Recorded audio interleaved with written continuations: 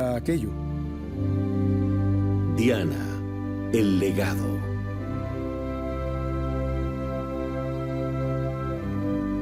Entré a la oficina, vi el palacio de Buckingham y las personas, no había luz aún, ya las personas se reunían en el palacio, una multitud en silencio. Y Mary, mi esposa, que estaba muy afectada, me dijo, no los presiones, Jeffrey. Mantén la calma.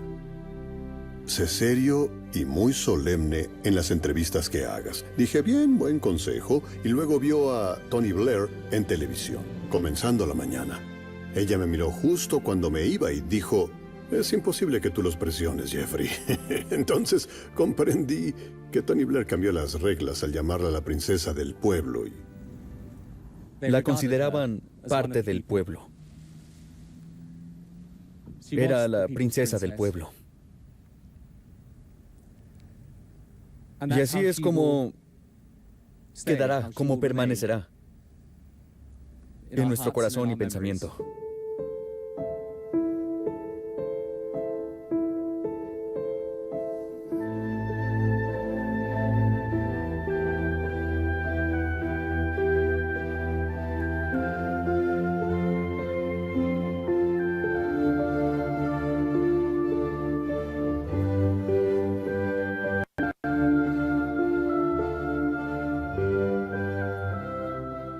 Lo que pasó con la princesa del pueblo, que se convirtió en una frase que llegó a ser realmente famosa, es que no recuerdo que la hubiéramos discutido. Lo único que escribí en mi diario fue que concordamos en que estaba bien llamarla así. Bueno, Tony Blair, con su conferencia a la base electoral al escuchar la noticia sobre Diana, fue absolutamente excelente. Además, él inventó la famosa frase «la princesa del pueblo», la que describía por completo lo que el pueblo pensaba de ella. Y esta clase de expresiones tienen una resonancia cuando realmente tocan la verdad y las fibras de las personas. Al principio hubo una gran hostilidad contra los medios, en particular hacia la prensa tabloide que se culpaba por ser parte de la razón del por qué había muerto, porque comprábamos las fotografías y los fotógrafos la perseguían. Creo que hubo partes de la prensa que tal vez se sentían algo culpables, posiblemente algo responsables por lo que había pasado. Sí, bueno, creo inmediatamente se vio como vergonzosa la forma en que los paparazzi la acosaron hasta la muerte. ¿No es cierto? Y el hermano de Diana, Charles Spencer, la llamó la mujer más acosada del mundo. Daba una nueva dirección en su vida en este momento. Repetía que quería irse de Inglaterra, principalmente por el trato que recibía de algunos de los periódicos. Creo que jamás entendió por qué sus genuinas buenas intenciones eran distorsionadas por los medios, del por qué había un permanente acoso de su parte por acabarla. Es importante recordar que de todas las ironías sobre Diana, tal vez esta fue la mayor. Una niña nombrada en honor de la antigua diosa de la cacería fue, al final, la persona más casada de la era moderna. De hecho, creo que fue el dolor, no la ira, si uno tuviera que escoger alguno. Aunque no creo que hubiera una gran ira, pero sí había mucho dolor. Y su percepción fue mucho mayor de la que se hubiera imaginado. Ahora, ¿qué parte de eso era colectivo? ¿Qué parte era una genuina aflicción, como si tu propia madre falleciera o una hermana? La verdad es diferente, en otras palabras. Se pudo haber convertido, y muchas personas lo calificaron como histeria. La respuesta general contra la reina fue fuera de lo ordinario. Es más, a veces fue gélida durante aquellos días. Siempre lo creí un poco inmerecido. El problema con la monarquía es que hay reglas. Y las reglas son tan intransigentes que los majestad las obedecen. Así que no se baja la bandera media asta si no eres realeza. Ahora, hoy pensamos que eso es estúpido. Lo tomamos a mal, ¿cierto? Por supuesto, y es sencillo hacerlo porque siempre juzgamos a priori. La ausencia de una bandera media asta en el Palacio de Buckingham ha enfadado a mucha gente. Y la ausencia de la familia real, quien ha permanecido hasta ahora en Balmoral, ha defraudado a otros. Lo que no debimos olvidar es que esta era una familia. Los hijos de Diana estaban en Balmoral. La reina y el duque de Edimburgo estaban en ese momento solamente pensando en los muchachos. Habían perdido a su madre. Esa era su preocupación. Guillermo alguna vez mencionó en sus entrevistas, dijo que cuando estaban en Balmoral, y lo sabíamos en Londres, solamente los estaban protegiendo de que supieran lo que pasaba en Londres en términos de reacciones públicas. Obviamente sabían que era un férreo hito, pero dijo haberse sorprendido genuinamente al llegar y ver aquellos millones de flores y a los millares de personas en las calles. Al momento de regresar a Londres, de Escocia, y verdaderamente ver a la capital en duelo, uno no podría ser insensible a aquello. Y como una reina, quien siempre ha estado tan en contacto con sus súbditos, creo que reconoció que el palacio hubo equivocaciones respecto a Diana. Y la reina sintió que debían aprender de Diana, que debían ser más humanos con las personas, estar más en contacto con ellas de lo que habían estado. La nación debía sentir eso en lo que Diana era verdaderamente sublime. La nación debía sentir que la familia real entendía sinceramente las dificultades económicas, sociales que todos experimentaban. Sí ha cambiado, se ha modernizado y ha tenido que hacerlo para seguir con el pueblo y así permanecer relevante, así como también para justificar su existencia. ¿Y qué parte de eso es Diana? Una parte, no todo, pero sin duda una parte. Diana no parecía ser de la familia real. Creo que era ella misma. Tenía una magia, algo que la ponía por encima de todo aquello. Era algo propio de ella. No creo que el pueblo pensara, ella es un miembro de la familia real. Diana se convirtió, según creo, en algo más grande y eso era sorprendente, pero al mismo tiempo era un problema para la familia real, porque había una persona más importante que ellos, al menos para la opinión pública. Jamás se había visto algo similar. No olvidemos que era un símbolo icónico en los años 80 y 90. Recuerdo haber visto de niña aquella boda real y haberme quedado totalmente prendada de ella. Era la princesa perfecta y tenía una presencia constante en los medios. Muchos hombres de la política decían que cuando ella hablaba caían de rodillas y la obedecían. Tenía ese don divino. Era muy hermosa y era también muy inteligente. Una mujer inteligente puede obligar a un hombre a lo que sea, y ella sabía lo que tenía. Era caprichosa en ese sentido. Sabía que solo tenía que pedir algo para que pasara. Haciendo un balance, pienso que lo usó para el bien. Sus obras de caridad son asombrosas. He comprendido, muy de primera mano, que codiciar la perfección que nuestra sociedad demanda puede dejar al individuo completamente destrozado en un instante. Tal presión inevitablemente se extiende a la forma en que nos vemos. Los desórdenes alimenticios, nos refiramos a la anorexia o a la bulimia, desnudan cómo un individuo convierte el alimento para el cuerpo contra él mismo. Y todos sufren, en esencia, un problema más profundo que mera vanidad. Ella era una muy interesante, muy compleja y muy brillante mujer. Una mujer muy fuerte, una mujer que trató abiertamente los desórdenes alimenticios y enfermedades nerviosas. Y en cierta forma eso en sí es una importante parte de su legado. Ella apoyó tanto el cambio que deberíamos presentar en público, así como nuestras conversaciones, pero asimismo facilitó tal cambio. No era muy instruida, pero era muy inteligente. Definitivamente tenía, según considero, una profunda inteligencia emocional, así que comprendía rápidamente a las personas y resolvía las situaciones igual de rápido. Cuando pienso en ella, el mundo quería mirarla y decir, tú tienes la vida perfecta, eres la princesa perfecta del cuento. Eso es maravilloso. Cuando ella decía, bueno, la mayoría de las veces no, De hecho, tengo muchos problemas y creo que entendía lo que las personas sentían por dentro y sus tormentos, ya que ella misma los tenía. Ella tenía una peculiar e intensa empatía por las personas enfermas o que sufrían. Tal vez la desarrolló por la noción de su sufrimiento y de alguna forma le atraía el sufrimiento de otras personas pero eso era algo profundo y personal. La edad de los jóvenes indigentes está descendiendo. Niños de tan solo 11 años se han acercado a Centerpoint este año. Algunos iban escapando de violencia física y emocional, otros de abuso sexual. De alguna forma, descubrió la manera de entender en realidad lo que ellos sentían. Y eso no es algo que puedas inventar, es algo que tienes. Y lo tenía.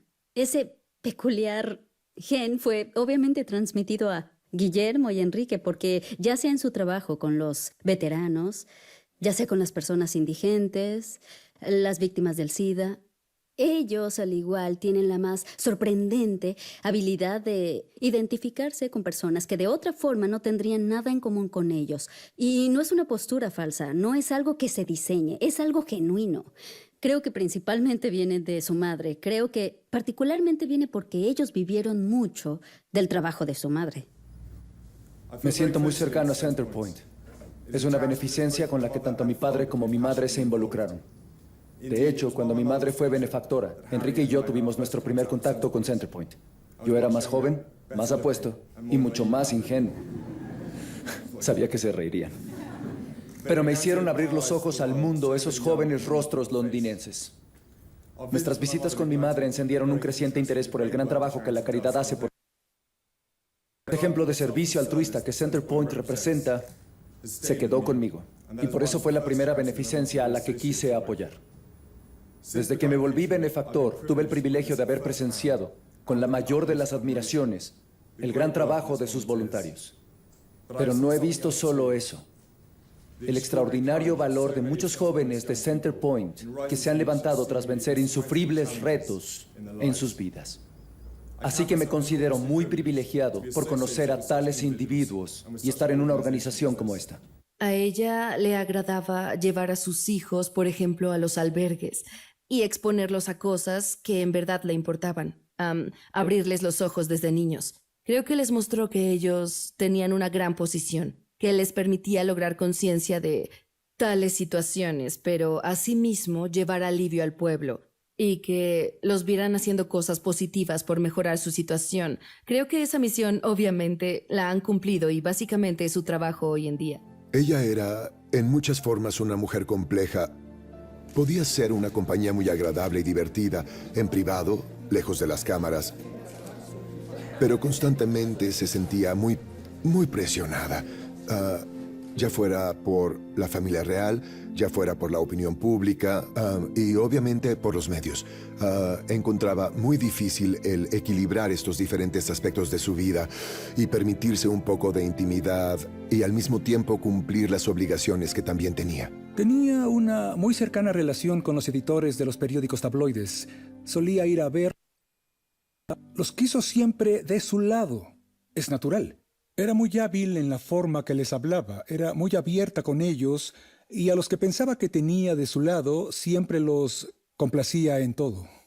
Diana a veces conseguía más de lo que negociaba cuando ella intentaba controlar a la prensa. Ella era fenomenalmente hábil para hacerlo, pero lo que sucede con la prensa y la narrativa de la prensa es que la idea del control es solo una ilusión. Y es tal vez ese horrible cliché sobre si quieres subirte al tigre, terminas en su panza. Pero sin duda fue una participante muy activa en lo que pasaba. Así que era una relación que acabaría mal. Ella era tan popular, era un gran magneto. Pero sus fotografías vendían los periódicos y ese es el secreto del por qué era la mujer más acosada del mundo. Creo que desarrolló una relación con el público y otra con los medios que era un poco diferente. Y algo complicada, lo que más adelante creo que la llevó a lugares complejos psicológicamente.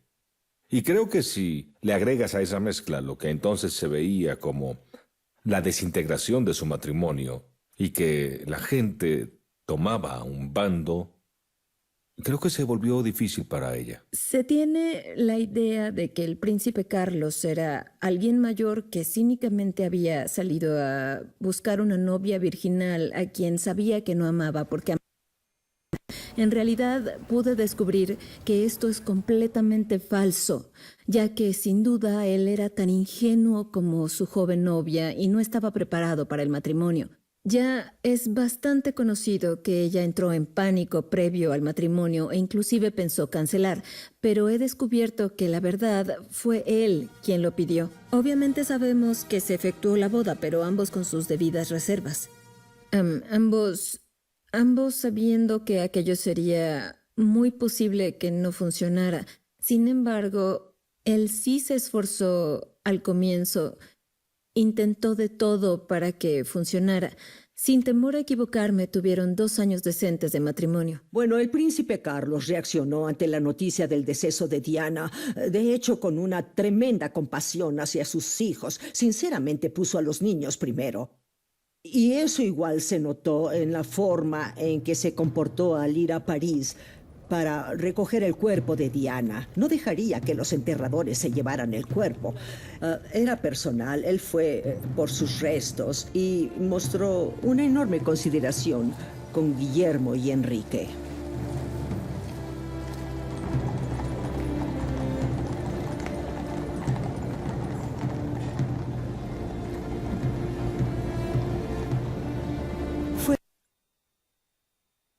Tan difícil para ellos aquella multitud, el ruido, las flores lanzadas, los llantos y los lamentos, pero lo manejaron majestuosamente. Fue Enrique quien dijo que él había sufrido años de problemas nerviosos que fueron causados por la pérdida de su madre, de experimentar la pérdida de su madre a los 12 años, de haber tenido que caminar detrás del cortejo fúnebre y aceptar su duelo, lo que dice que le costó en realidad por lo menos 20 años hacerlo, que pasó 2 décadas metiendo la cabeza en la tierra. Creo que ella representó una clase de feminidad.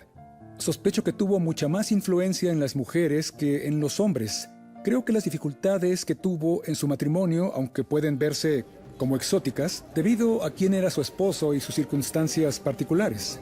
Pero la idea de cómo una mujer que de alguna forma era insegura y tal vez condescendiente y tal vez no tomada en serio, el cómo aquella mujer se reafirma ante los obstáculos y las personas que siempre están juzgando, creo que su triunfo, sino que muchas mujeres aún hoy pueden ver y decir, así es como una mujer fuerte puede superar las dificultades que se le presenten por la burocracia, por el régimen.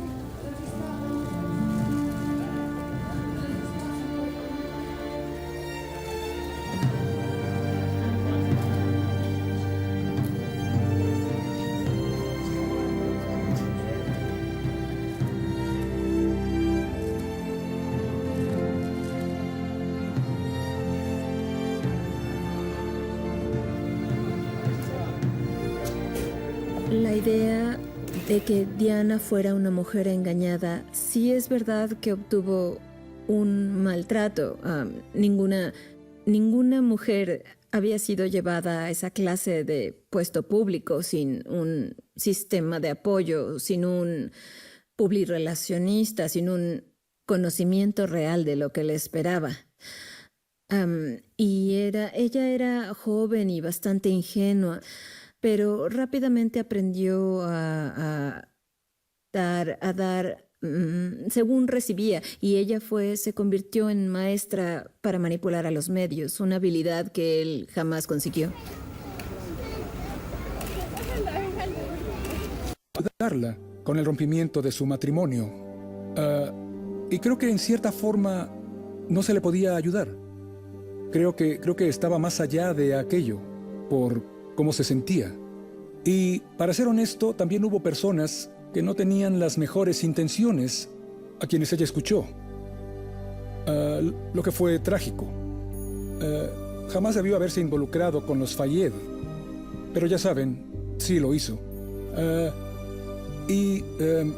Yo personalmente intenté advertirle que no se involucrara con ellos y fallé. Así que uno no logra frenar a las personas, o es difícil frenar a las personas si están planeando su destrucción.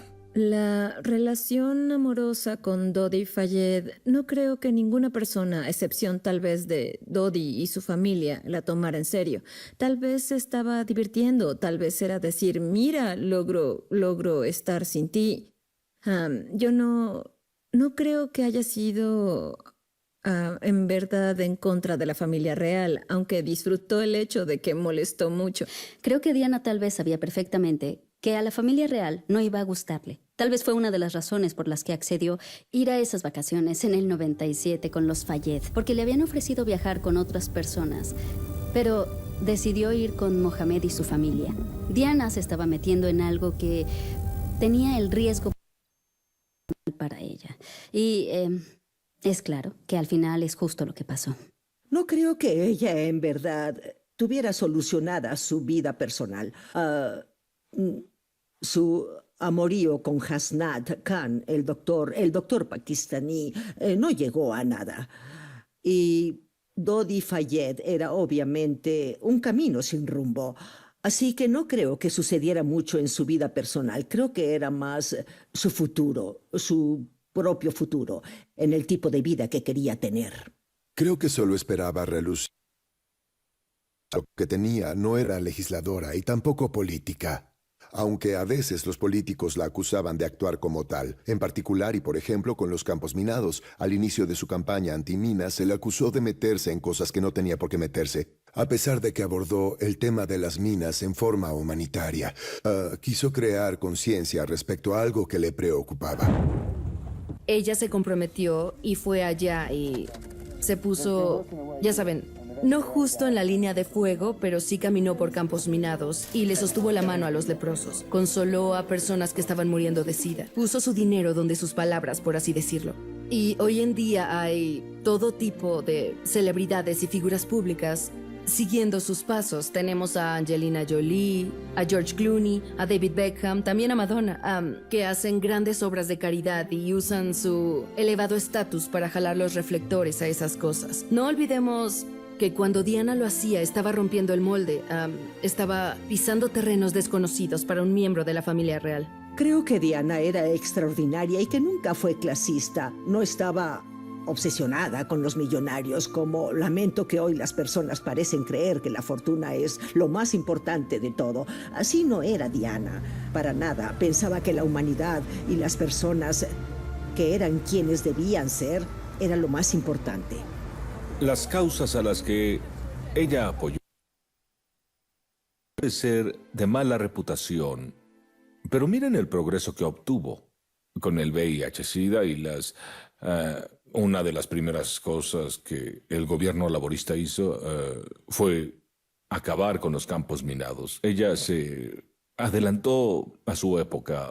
Fue muy activa como humanitaria. No pienso que la familia real hubiera visto algo siquiera cercano. El tratado que se firmó antes de su muerte tiene básicamente escrito la abolición de las minas antipersonales, y es una causa que ahora Enrique continúa para que no haya ni una más para el 2025. No hay duda alguna de los grandes avances que hemos logrado en estos 20 años. Las minas antipersonales son armas políticamente tóxicas, a los ojos de muchos alrededor del mundo. Vastos arsenales gubernamentales han sido destruidos, y la producción de estas armas por parte de los manufactureros ha sido detenida.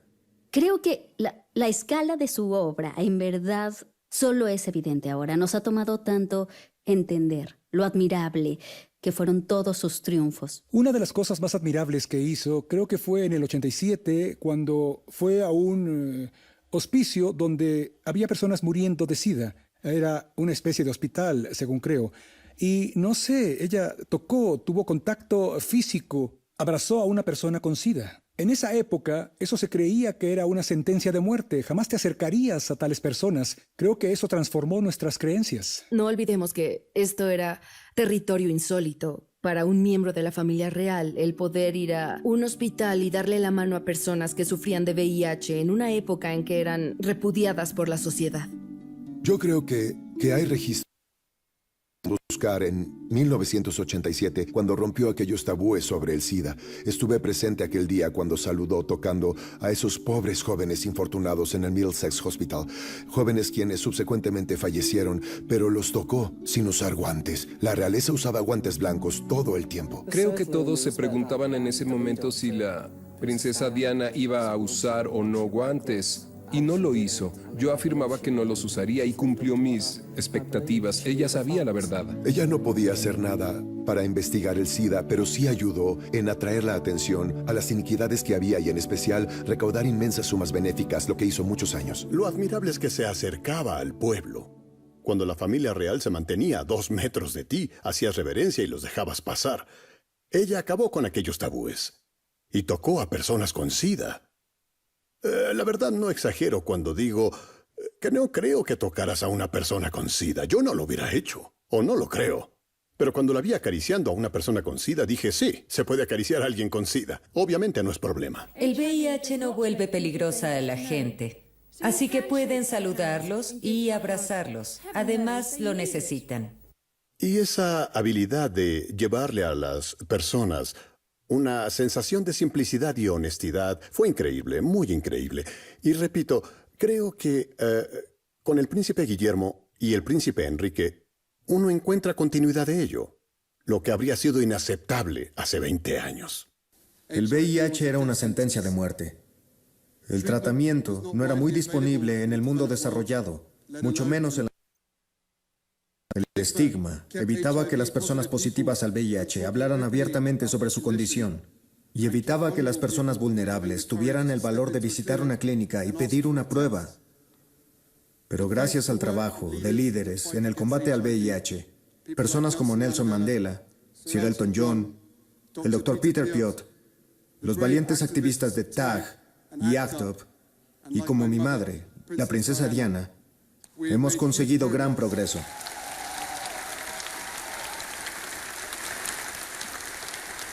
Guillermo y Enrique han tenido que lidiar con una imagen de su madre plasmada en la prensa, de la que no tienen el menor control.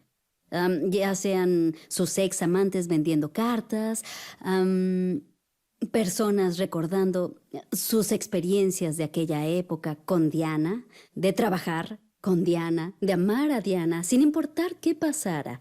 Han habido muchos ayudantes, cortesanos y amantes que han lucrado con el recuerdo de la princesa. Guillermo y Enrique han tenido que ver eso sin poder tener ningún control. Enrique comentó recientemente sobre el hecho de que él se ha sentido incómodo a veces por su posición. Él no desea todo el escrutinio, no quería vivir en ese aparador.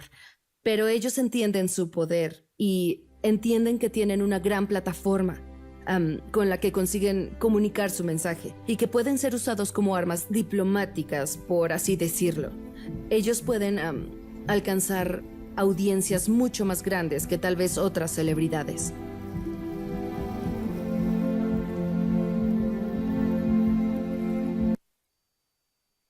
Príncipe Guillermo al respecto y le dije, ¿usted comparte todo esto? Que ella se buscó todas esas dificultades porque quería manipular a la prensa. Él dijo, solo creo, la palabra que usó fue travesuras. Sé que hizo algunas travesuras, pero él piensa que ella estaba bastante aislada, muy vulnerable, no muy bien protegida, una vez que el matrimonio comenzó a colapsar.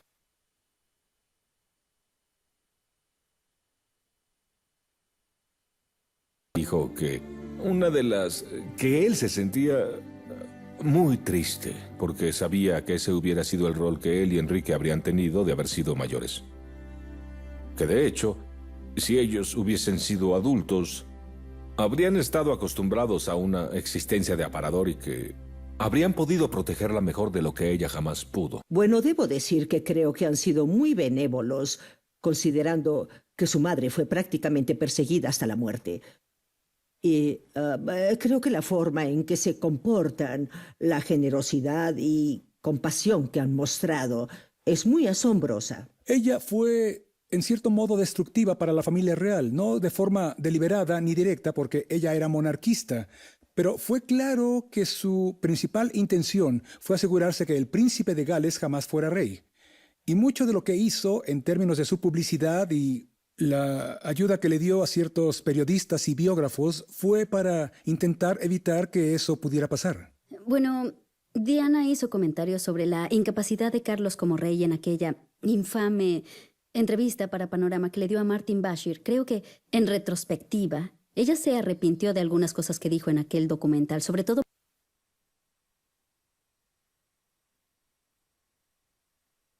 que creía que él tal vez no quisiera hacerlo, lo que fue un comentario malévolo y desconsiderado, ya que ella era siempre muy astuta para a sembrar estas diminutas semillas en sus discursos públicos para que crecieran, pero aquella de todas las que había soltado fue la que tuvo un mayor poder de destrucción. la verdad, ella veía otro lado de Carlos que el que vemos todo el resto. Pero creo que bastante de lo que dijo fue tal vez alimentado por la ira y la amargura y el resentimiento. Ella supo que al hablar de la idea de que Carlos personalmente quisiera retirarse de la línea de sucesión, eso se convertiría en dinamita. Yo no creo que ella pudiera haberlo planeado en términos de lo que ella hubiera deseado, porque ninguna madre jamás querría para su primogénito que fuera el heredero a la corona tan joven. Pero seguramente entendió que era algo que podría dañar a Carlos considerablemente y lo hizo. Lleva refutando esa idea desde entonces, la de que él no quiere subir al trono. Es interesante cuánto ha cambiado Carlos. En 1997 él no era una figura popular. Se le veía como el hombre que inexplicablemente había elegido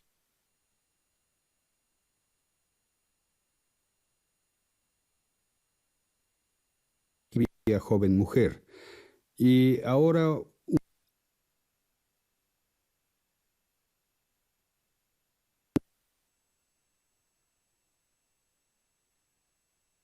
cuyas cualidades interiores y su vida le han dado lugar a una mayor aceptación pública que la que alguna vez pudo haber tenido, y sus ideas sobre la naturaleza, el medio ambiente, esta nación, sobre la humanidad, ya no se ven como de otra época, sino en muchas formas adelante de esta. Creo que la influencia de Carlos sobre sus hijos es algo que a menudo se pierde, y creo que muchas personas piensan que ella era la única responsable de criar a Guillermo y a Enrique y de educarlos para que se conviertan en los jóvenes que son. Pero de hecho no olviden que desde que cumplieron 12 y 15 años han crecido sin su madre. Sí, bien hecho, hermano. Las gracias es lo que merezco. Cállate, casi me desmonto por golpear la bola que fallaste. Sí, claro.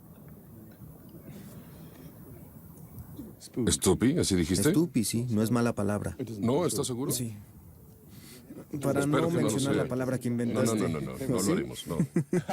Qué Por favor, lindo. no. Por favor. Es que No, pones en tus Enrique, por manos. supuesto que no. Por supuesto que no. Y los jóvenes cabales que son hoy es casi en su totalidad por Carlos. Creo que a veces no lo vemos como papá.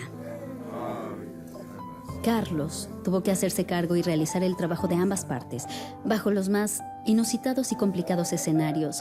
No fue una situación sencilla. Y creo que a veces merece mayor crédito del que recibe. Creo que la única cosa que unificaba a Diana y a Carlos era cómo querían criar a esos muchachos.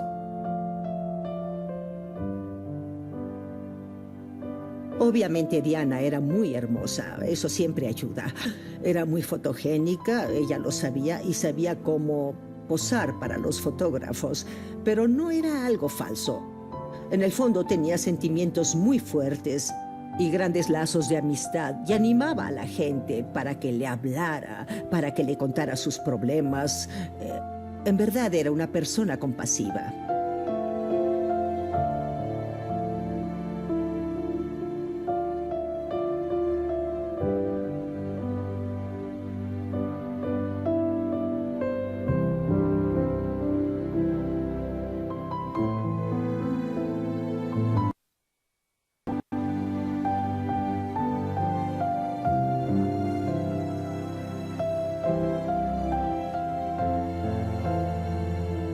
considero que si pensamos en las fotografías que recuerda la gente, vaya, hay millones de mano al joven que tenía VIH cuando caminó sobre un campo minado, la noche que el príncipe Carlos hacía su entrevista importante por televisión y ella usó aquel increíble vestido negro y se robó las primeras páginas de todos los diarios viéndose como verdadera diosa. Ella pensaba en las fotografías y creo que eso fue, no creo que una manipulación, fue instintivo.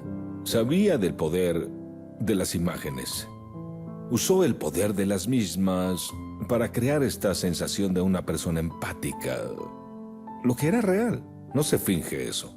Para las personas que no conocen la historia de Diana, la encuentran tan fascinante como adictiva. Es de una mujer hermosa y carismática, quien vivió una vida asombrosa y que tuvo un gran impacto en el mundo.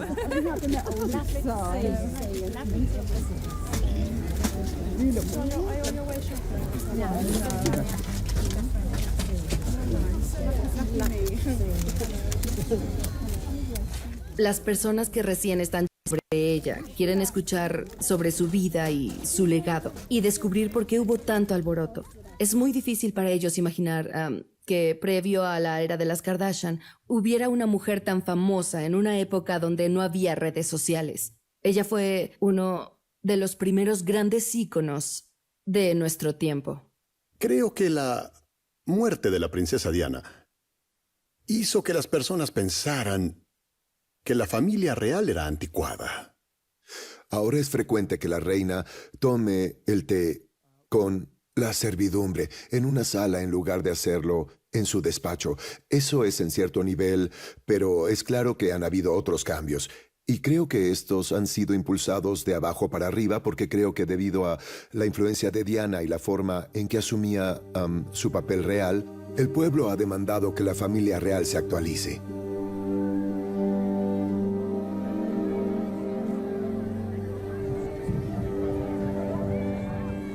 Si me preguntan que si la familia real moderna es muy diferente a la de hace 2 décadas, es diferente. En una época donde la mayoría de las instituciones se han desplomado debido a su reputación, ya sea los bancos, ya sea el parlamento, los políticos más que otros, ya sean las estrellas deportivas, la monarquía me parece que sobrevive. Pero creo que mucho de eso es por la forma en que la reina se ha adaptado. Ha existido un proceso de adaptación que los demás. Pero creo que la combinación de cuando la reina declaró el annus horribilis y luego Diana muere, Diana fallece y aquellos momentos durante esa semana cuando todo el mundo se sentía muy vulnerable, agitado y superaron aquella semana y luego creo que se adaptaron después de eso. Solo un poco, no demasiado, pero lo suficiente para estar en un mejor lugar.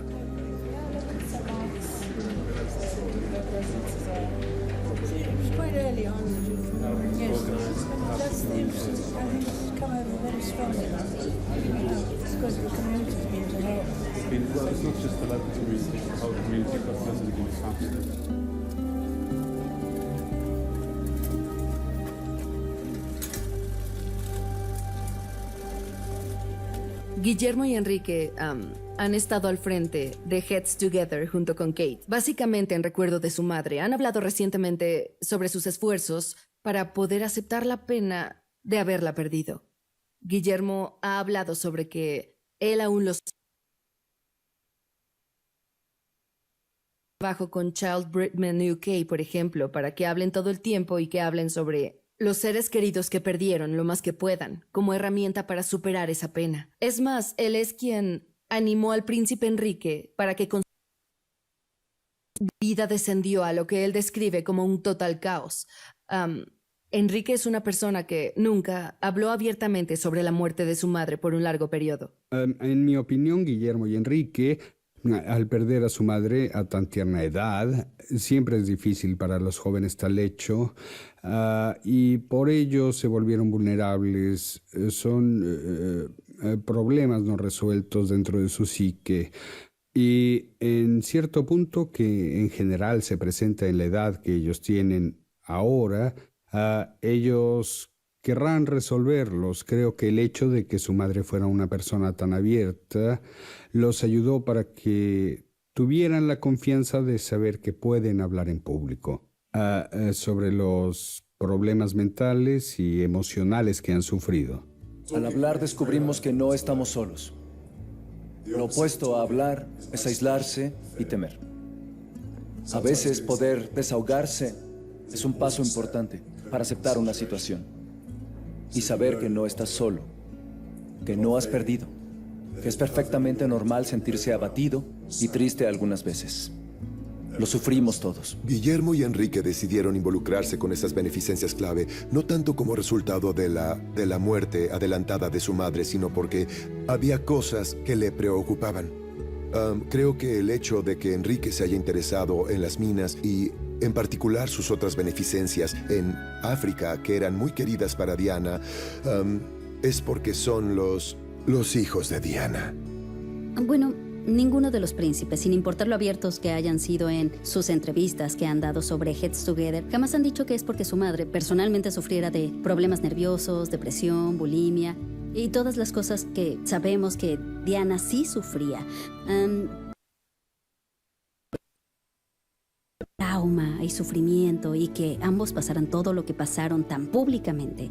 Esa caridad o esa iniciativa que esté dedicada a problemas mentales y ser más abiertos sobre nuestros problemas, poder hablar más abiertamente sobre cosas como la depresión, iba a resonar con ambos príncipes. Nosotros tres hemos aprendido mucho estos meses al ver personas.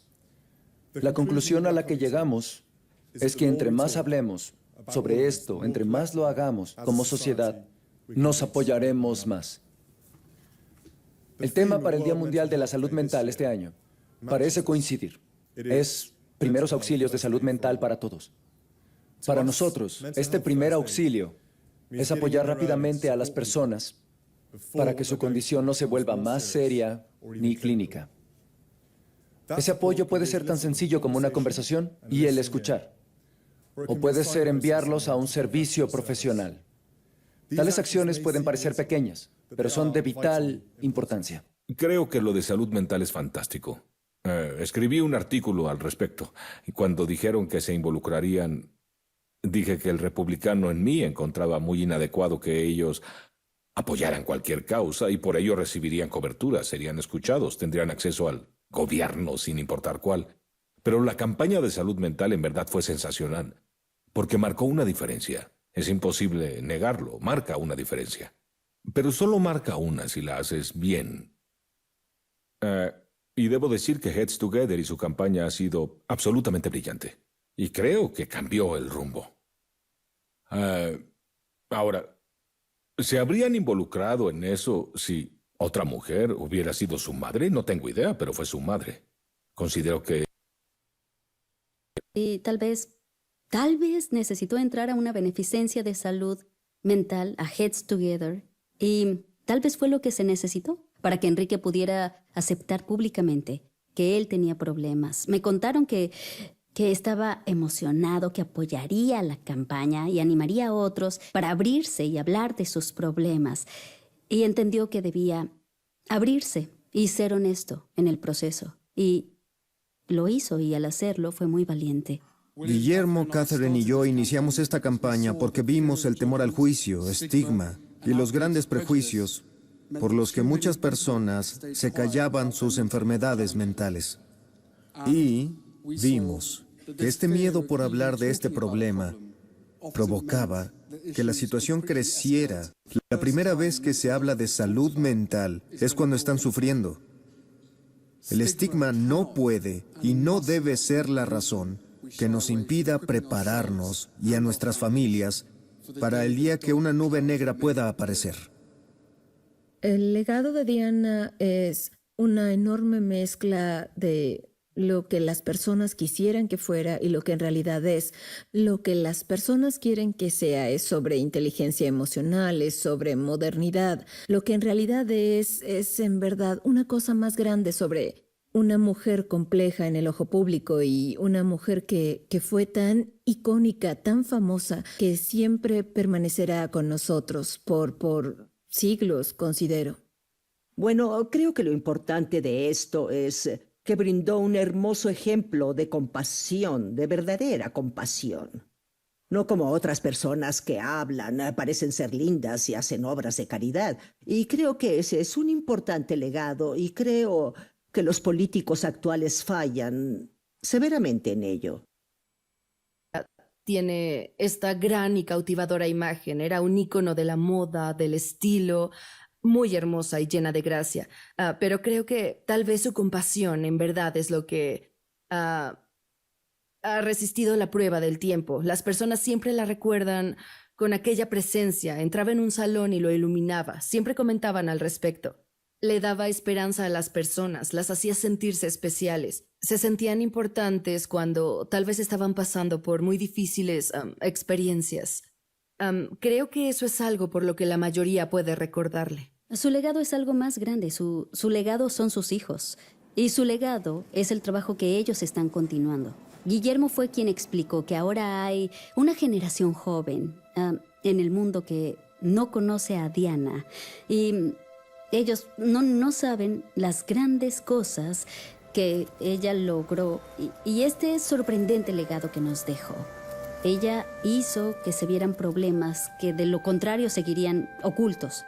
Ahí, bajo la alfombra y olvidados. El legado de Diana tendría que ser la forma en que cambió la monarquía. Lejos de la austera y muy distante institución, acercándola a lo que ahora es más personal, que parece más auténtica, poblada por aristócratas jóvenes que se conectan con los problemas que enfrenta cada hombre y cada mujer, y que pueden hacerlo sin perder su dignidad. Hombres extremadamente cabales y resultaron ser muy parecidos a su madre, y creo que ella representará la imagen de la Casa de Windsor en el siglo XXI.